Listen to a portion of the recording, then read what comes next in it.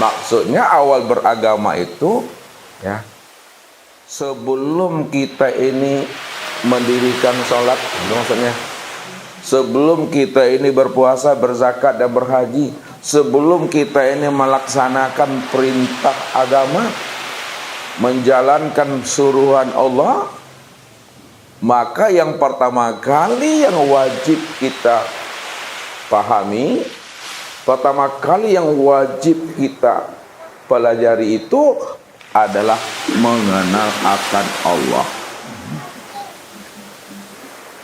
Sebab kalau kita tidak mengenal Allah, bagaimana kita akan melaksanakan suruhannya? Bagaimana kita akan melaksanakan perintahnya? Karena kita tidak mengenal akan Allah itu. Kalau dia sudah mengenal Allah, maka amal yang dilaksanakannya itu disebut namanya amal ma'rifat namanya. Jadi yang dikatakan amal ma'rifat itu adalah amal yang dikerjakan setelah dia mengenal akan Allah itu. Makanya wajib bagi kita itu mengenal Allah.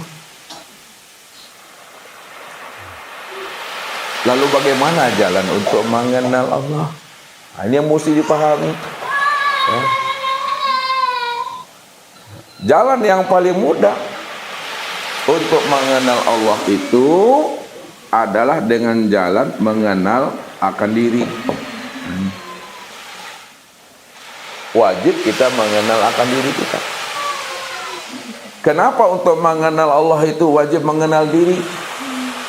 Nah, siapa sebenarnya akan diri kita ini? Siapa rahasia kita? Sesungguhnya diri kita dan rahasia diri kita itu, ini yang dibukakan oleh Allah.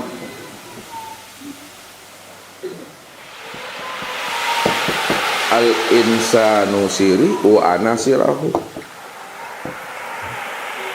Insan itu, dirimu itu adalah rahasiaku. Wa ana sirahu, dan akulah yang menjadi rahasia dirimu. Jadi siapa yang kenal akan dirinya, pasti dia mengenal akan Tuhannya. Karena Tuhannya itulah yang menjadi akan rahasia dirinya sendiri. Makanya wajib kita mengenal akan diri. Kalau wajib kita mengenal akan diri, lalu siapa diri kita ini? Makanya kita silau ke dalam, tilik ke dalam. Iqra fi nafsi, tilik ke dalam dirimu. Siapa yang sebenarnya bergerak ini? Apakah yang bergerak ini batang tubuh ini yang bergerak? Atau ada yang menggerakkannya di dalam batang tubuhmu itu?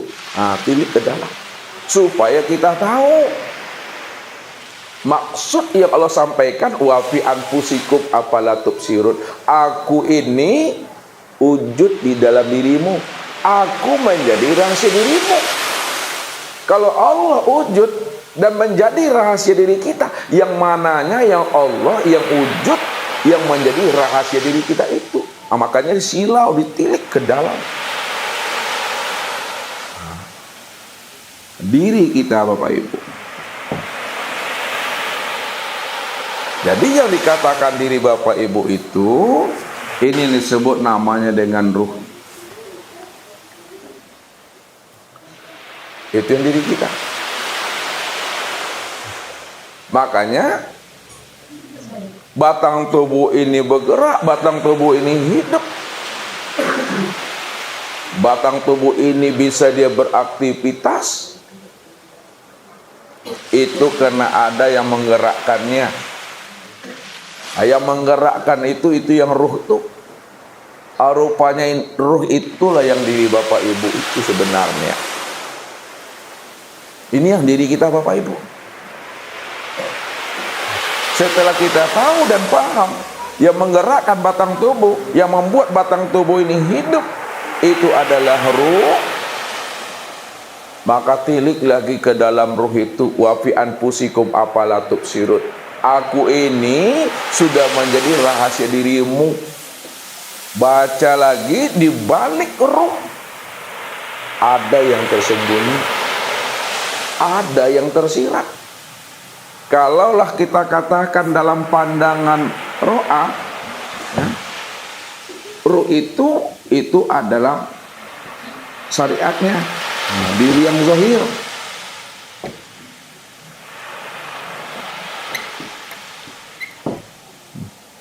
Namun di dalam syariat ada hakikat, di dalam diri yang zahir ada diri yang batin. Nah, kita silau ke dalam supaya apa? Supaya kita betul-betul paham dan mengerti ana fi abdi itu. Aku ada di dalam dirimu. Kita ingin mengenal, kita ingin mengetahui yang Allah yang wujud dan nyata pada diri itu. Nah, diri kita kan roh. Ini yang zahirnya. Kalau ada yang zahir, tentu ada yang batin. Maksudnya bahwa yang batin itu selalu ada di dalam yang zahir. Rupanya setelah kita tilik ke dalam, Bapak Ibu, secara nazar, di dalam ruh itu yang disebut namanya dengan nur.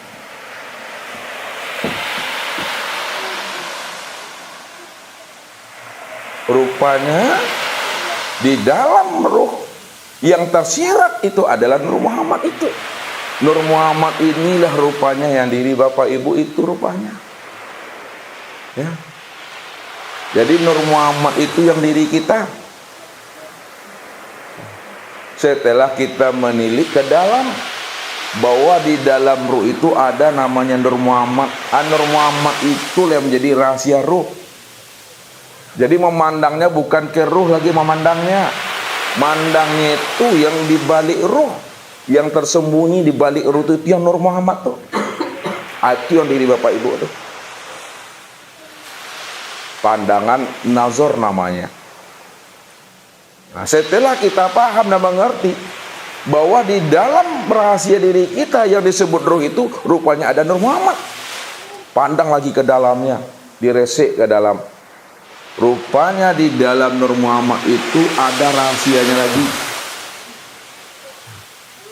Nah, siapa Nur Muhammad tuh? Siapa yang tersembunyi dalam Nur Muhammad itu? Rupanya yang dikatakan rahasia Nur Muhammad itu, ini yang disebut namanya dengan hayat.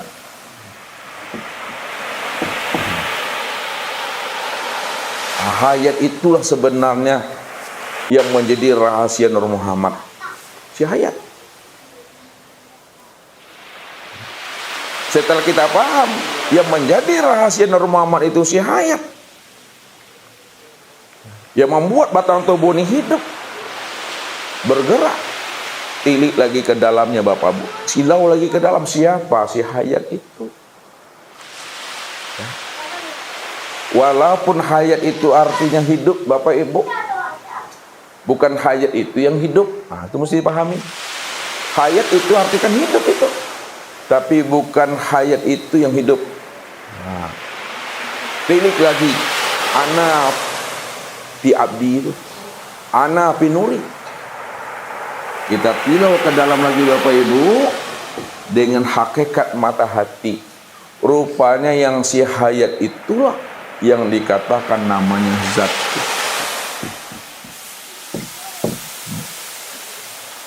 Si hayat itu yang zat. Zat itu yang si akmal diri. Zat itu yang dikatakan sejatinya diri, kesempurnaan diri atau diri sejati.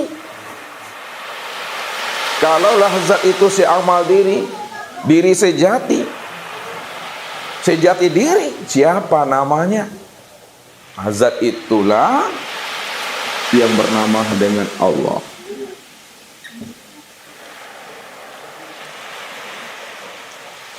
Itu yang dikatakan namanya Rabbul Izzati, Tuhannya zat, tuh Allah. Ini yang dijelaskan Allah. Wa zalikumullahu rabbakumul haq. Maka zat yang demikian itulah Allah Rabb kamu yang sebenar-benarnya. Zat yang demikian itulah Rabbmu yang sebenar-benarnya yang bernama Allah.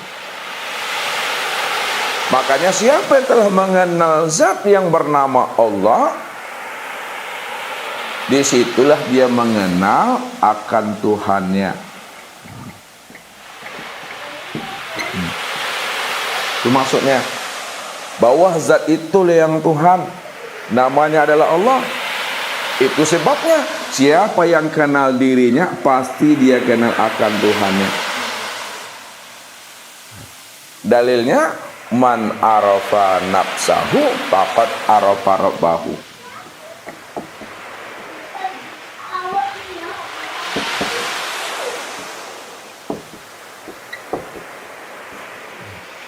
Man arafa nafsahu, siapa yang kenal dirinya, pasti dia kenal akan Tuhannya.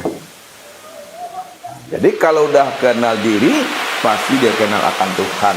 Karena yang dikatakan diri tadi itu, inilah yang disebut namanya zat yang bernama Allah.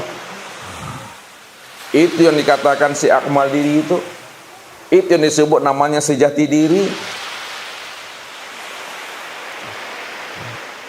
Kalau kita sudah kenal sejati diri, si akmal diri itu adalah zat yang bernama Allah, maka pantaslah siapa yang kenal dirinya, pasti dia kenal akan Tuhannya. Namun ingat Bapak Ibu, siapa yang telah kenal Tuhan, ya, dipastikan dirinya itu mati. Siapa yang dikatakan telah sempurna mengenal Tuhannya, dipastikan dirinya itu mati. Atau disebut namanya dengan binasa.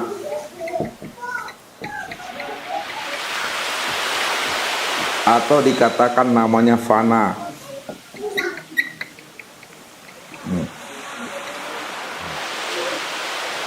Ya.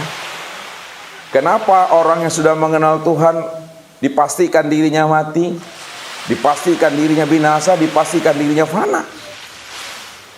Karena cuma zat itu yang tunggal semata-mata. Zat itu cuma yang ada secara mutlak. Kalau zat itu cuma yang tunggal, yang ada semata-mata, yang mutlak, maka selain dirinya itu nggak ada. Selain wujud dirinya itu nggak ada, Bapak Ibu. Kalau selain dirinya tidak ada, hanya dia cuma yang ada, maka ketika itulah sebenarnya diri kita ini disebut la haula wala quwata illa billah. Maka siapa yang sadar bahwa dirinya telah mati, tidak ada lagi merasa dirinya itu yang bersifat wujud, tidak ada lagi dirinya itu yang bersifat mendengar dan melihat, tidak ada lagi dirinya yang bersifat mengetahui, berkuasa dan berkehendak serta hidup. Itu menunjukkan bahwa dirinya betul-betul telah mati di hadapan Allah, telah kembali. Itulah ini yang dikatakan man arafa rabbahu fasadal jasad.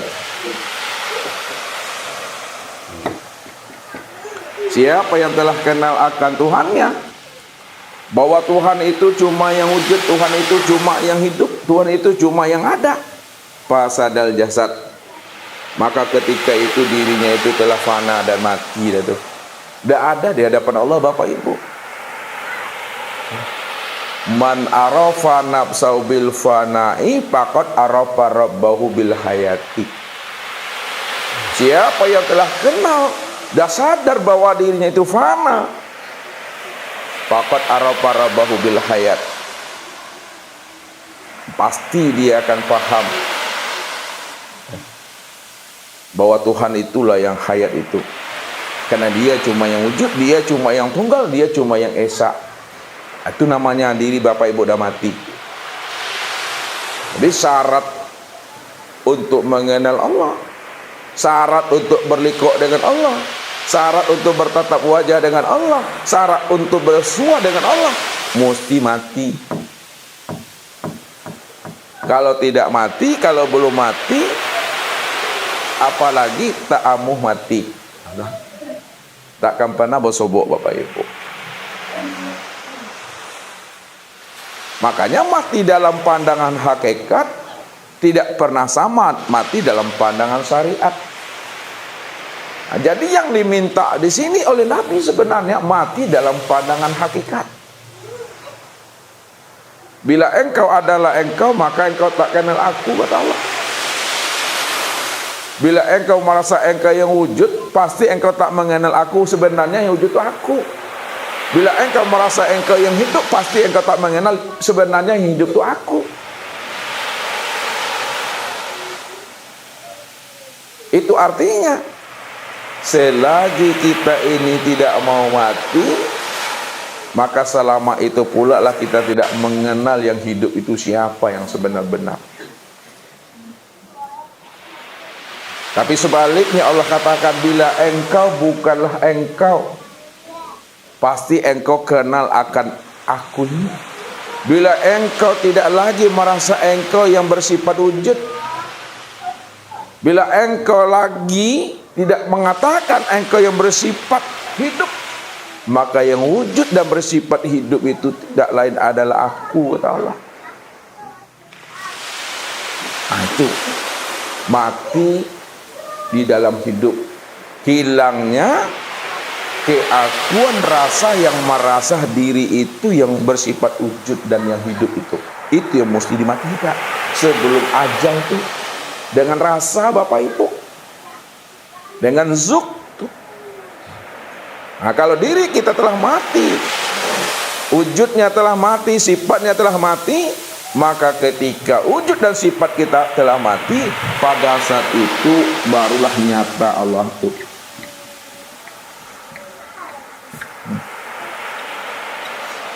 Nyata Allah itu senyata-nyatanya, terang Allah itu seterang-terangnya, jelas Allah itu sejelas-jelasnya. Rupanya Allah itu Bapak Ibu, ini yang segala yang wujud. Allah itu segala yang nyata, Allah itu segala yang terang, Allah itu segala yang jelas, Allah itu segala yang ada, Allah itu segala-galanya. Itu nyatanya itu. Kenapa Allah itu segala yang nyata, yang wujud, yang terang, yang jelas dan sejelas-jelasnya? Karena Dia cuma tunggal. Allah ini cuma tunggal, Dia mutlak. Kalau Dia cuma tunggal, Dia mutlak, tentu dirinya cuma yang ada. Kalau dirinya cuma yang ada, maka segala yang ada itulah dirinya. Segala yang ada itu dirinya Bapak Ibu. Dia cuma yang tunggal, Dia cuma yang esa. Maka esakanlah akan kewujudan Allah itu. Esakanlah akan ketunggalan Allah itu. Maksud esakan akan kewujudan Allah, ketunggalan Allah, tidak ada lagi segala yang wujud dan segala yang ada, melainkan segala yang wujud dan yang ada. Itulah nyatanya ketunggalan diri Allah itu semata. Dia cuma yang qiyamuhu binafsihi. Nyata Allah itu betul-betul zahir. Kalau Allah sudah nyata, kalau Allah sudah zahir, karena Dia cuma yang ada, Dia cuma yang tunggal. Lalu apanya yang nyata? Apanya yang nyata sebenarnya? Yang terlihat itu yang apanya? Yang nyata itu Bapak Ibu, yang nyata itu adalah zatnya. Yang nyata itu adalah sifatnya. Yang nyata itu adalah asmanya. Yang nyata itu adalah af'alnya. Jadi Tuhan telah nyata, segala yang nyata itu adalah dirinya. Lalu apanya yang nyata, kata Ustaz? Yang nyata itu adalah zat Tuhan, sifat Tuhan, asma Tuhan, dan af'al Tuhan, itu yang nyata. Sekarang Bapak Ibu, Kalau memang zat sifat asma af'al Tuhan itu yang nyata, lalu kemana tempat memandang nyatanya zat sifat asma dan af'al Tuhan itu? Tempat memandang nyatanya zat sifat asma dan af'al Tuhan itu, memandangnya itu kepada insan. Kepada insan memandangnya. Makanya dikatakan tadi al-insanu siri wa nasirahu. Insan itu rahasiaku dan akulah yang menjadi rahasianya. Nyanya itu insan. Insan itu rahasiaku dan akulah rahasia insan itu. Itu maksudnya, siapa yang kenal dengan dirinya, pasti dia kenal dengan aku, karena akulah yang menjadi rahasia dirinya. Maka nyatalah zat sifat asma dan af'al Tuhan itu kepada namanya insan. Jadi insan inilah kesempurnaan memandang zat Tuhan. Insan itulah kesempurnaan memandang sifat Tuhan. Insan itulah kesempurnaan memandang asmanya Tuhan. Dan insan itulah tempat memandang sempurnanya af'alnya Tuhan. Kalau memang betul Bapak Ibu, insan itu tempat memandang secara sempurna zat sifat asma dan af'alnya Tuhan, lalu zat Tuhan pada insan, apa pada insan itu namanya? Lihat. Zat Tuhan pada insan, ini yang disebut namanya rahasia.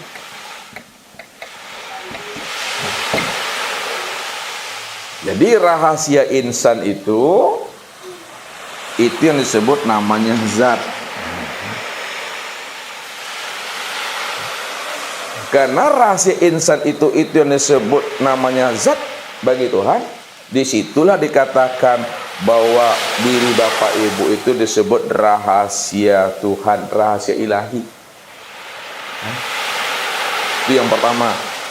Yang kedua, sifat Tuhan pada insan itu kemana tempat memandang nyatanya pada insan. Sifat Tuhan pada insan ini, pada diri insan disebut namanya dengan ruh. Jadi ruh itu, itu yang disebut namanya sifat Tuhan sempurna nyatanya pada insan. Itu ruh namanya. Dan yang ketiga, asma Tuhan pada insan, itu yang disebut namanya hati. Hati itu tempat sempurnanya memandang asma Tuhan. Itu memandangnya. Dan yang terakhir Bapak Ibu, af'al Tuhan pada insan, ini sempurna dia pada tubuh. Jadi tubuh insan itu tempat sempurnanya memandang af'al Tuhan. Tubuh kita ini tempat sempurnanya memandang af'al. Af'al itu apa artinya? Perbuatan Tuhan itu. Wa ma romaita iz romaita walakinnallaha roma. Tidaklah engkau yang melempar hai Muhammad pada saat engkau melempar, tapi akulah yang melempar pada saat engkau melempar itu. Itu maksudnya. Wallahu khalaqakum wa ma ta'malun. Karena aku yang menciptakan dirimu dan aku pula lah yang memperbuat apa yang kamu perbuat. Jadi sempurnalah nyatanya af'al Allah itu pada tubuhnya. Betul-betul sempurna zahir Bapak Ibu. Kul min indillah. Nah, semuanya yang ada pada dirimu. Kamu memandang, kamu mendengar, kamu bergerak, kamu diam, semuanya itulah bukti kewujudan nyatanya aku pada dirimu. Tuh, nyatanya af'al itu. Nah, sekarang Bapak Ibu, kesempurnaan zat, sifat asma dan af'al pada insan ini, nyata dia sebagai rahasia, nyata dia sebagai ruh, nyata dia sebagai hati dan tubuh pada diri insan. Kumpulan ini yang disebut namanya wujudullah. Nih, kumpulan zat sifat asma af'al pada insan yang nyata pada diri insan yang disebut rahasia ruh, hati dan tubuh, inilah yang disebut namanya wujudullah.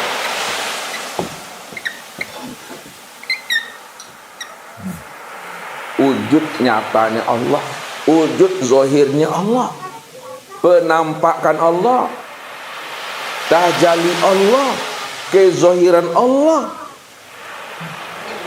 Lalu dipatrikanlah Bapak Ibu.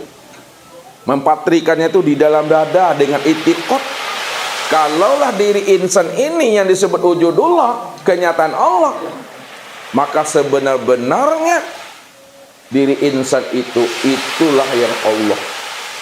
Itu yang Allah. Kenapa diri insan itu sebenar-benarnya Allah? Karena insan ini adalah kenyataan aku. Insan itu kezahiran aku. Kalaulah insan itu kenyataan aku dan kezahiran aku, maka sesungguhnya sebenar-benarnya insan itu ya aku. Tidak ada siapa-siapa itu. Wallahu nafsiyun wa ana nafsahu wujudahu. Allah itu yang diriku, diriku inilah yang diri Allah itu. Mana ada diri bapak di situ, di situ. Tak ada lagi diri ibu di situ mengaku-ngaku. Allah yang menjelaskan tentang rahasianya itu. Wallahu nafsiyun wa ana nafsahu wujudahu. Allah itu ya aku. Aku ini yang Allah itu. Tidak ada diri siapa-siapa itu. Nah, pada saat itu Bapak Ibu, ketika itu Bapak Ibu sudah kembali namanya tuh. Sudah kembali sebelum ajal sebutannya tuh. Ya, sudah sempurna kembalinya. Sebelum usia umur itu habis. Makanya orang yang telah mengenal akan rahasia dirinya, bahwa dirinya inilah sebenarnya diri yang sejati. Diri ini adalah kezahiran diri Tuhan, kesempurnaan dirinya. Maka disebutlah orang yang telah mengenal akan sejati dirinya, tiada lain adalah Tuhan, maka disebutlah namanya insan kamil mukamil. Insan kamil mukamil. Insan yang paripurna, insan yang telah sempurna mengenal akan Tuhan. Kamil itu sifat Allah tuh. Ya. Apa arti kamil sifat Allah tuh? Sempurna. Kalaulah kamil itu sifat Allah yang artinya sempurna, maka insan yang telah mengenal akan diri Allah, maka disebut namanya insan kamil mukamil, zahir batin. Nah, memang dia cuma yang ada. Bertahanlah Bapak Ibu di situ sampai habisnya usia umur. Bertahan di sana. Jangan digeser, jangan ragu lagi Bapak Ibu. Ya. Tahan di situ, itikadkan. Tak ada diri kita lagi di sana. Nah, kalau Bapak Ibu sudah bertahan pada pemahaman la maujud illallah, tidak ada lagi yang wujud, hanya Allah semata-mata. Sempurna pada insan yang disebut insan kamil mukamil. Ini kalau dia mati dalam pandangan ilmu syariatnya, ini yang dikatakan mati yang husnul khotimah itu. Ya, matinya itu mati sudah husnul khotimah. Husnul khotimah. Husnul khotimah itu apa artinya? Mati yang baik. Baik itu maksudnya setelah dia mengenal rahasia dirinya, setelah dia mengenal Tuhannya, itu yang dikatakan husnul khotimah. Makanya siapa yang matinya sudah husnul khotimah, maka naik makom tingkat sebutannya. Orang yang mati husnul khotimah setelah dia mengenal Allah, maka matinya itu dikatakan namanya mati syahid. Mati syahid. Apa mati syahid Bapak Ibu? Apa kelipah yang dikatakan mati syahid? Mati mati yang telah menyaksikan Allah pada diri sendiri. Itu dia.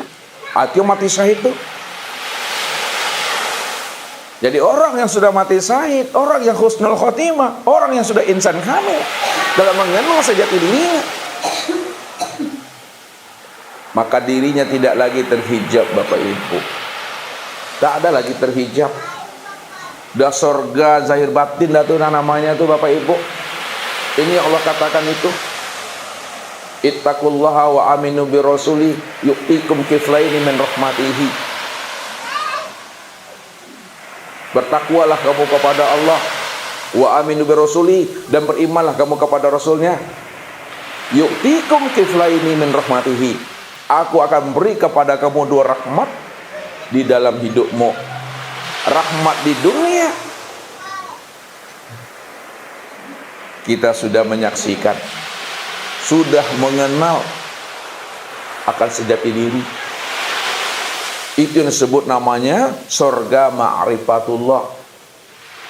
Bentuk cinta dan kasih sayang Allah dalam hidup ini. Rupanya Bapak Ibu di dalam hidupnya sudah mendapatkan surga Allah di dalam hidup. Jadi surga ma'rifatullah itu adalah bentuk ridho dan kasih sayangnya Allah setelah dia mengenal namanya, rahasia dirinya sebagai insan kamil mukamil. Rupanya di dalam hidupnya Bapak Ibu itu sudah berada di dalam surganya Allah. Rahmat yang kedua di akhirat, karena kita sudah mendapatkan rahmat dan ridhonya Allah di dunia ini, maka dizahirkanlah wujud rahmat dan kasih sayangnya Allah itu dalam bentuk surga yang nyata, Bapak Ibu. Itulah kebahagiaan-kebahagiaan, tempat yang terang, yang tak terbetik di hati, yang tak terpikir di akal. Diberikan Allah fasilitas yang bagus, Bapak Ibu. Itulah wujud nyatanya itu. Makanya sempurnalah rahmat Allah itu bagi diri Bapak Ibu, zahir dan batin. Sempurnanya Bapak Ibu tidak lagi terhijab, tidak lagi dia itu tertawan, terdinding oleh dimensi ruang, waktu dan tempat, Bapak Ibu. Itu yang insan kamil mukamil. Cuma kita saja mungkin yang tak paham, kita saja yang tak mengenal dan tidak mengerti tentang rahasia. Orang-orang kasab tuh, orang-orang arif billah, orang-orang mukasafah, apakah anak kita, apakah ayah kita, apakah ibu kita, apakah istri kita, apakah suami kita, dan tidak tahu. Dan itulah sebenarnya orang yang hidup itu di mata Allah, Bapak Ibu. Ya. Orang yang sebenar hidup itu nggak terhijab itu. Kapan dikatakan kesempurnaan hidup bagi dirinya? Setelah dia mati tadi. Kalau dirinya telah mati, maka kesempurnaan matinya itu hidup bagi dirinya. Kalau kesempurnaan mati itu adalah hidup, lalu yang hidup itu siapa? Yang hidup itu, yang si hayat itu ya Allah, yang saat itu. Itulah kesempurnaannya itu. Yang dikatakan insan kamil mukamil itu. Siapa yang telah mengenal bahwa diri insan kamil mukamil itu adalah manusia yang paripurna, meninggal dia, Bapak Ibu, meninggalkan alam dunia ini. Alam ini menangis, Bapak Ibu, ya, menangis alam. Kenapa alam itu menangis? Karena dia tidak lagi bisa menikmati sifat rahmatan lil alamin insan kamil mukamil itu. Baju yang dipakainya sedih dan menangis dia, celana yang pakainya sedih dan menangis dia, jam tangannya, kopiahnya, jilbabnya, semuanya itu menangis, Bapak Ibu. Sedih dia karena tidak lagi bisa merasakan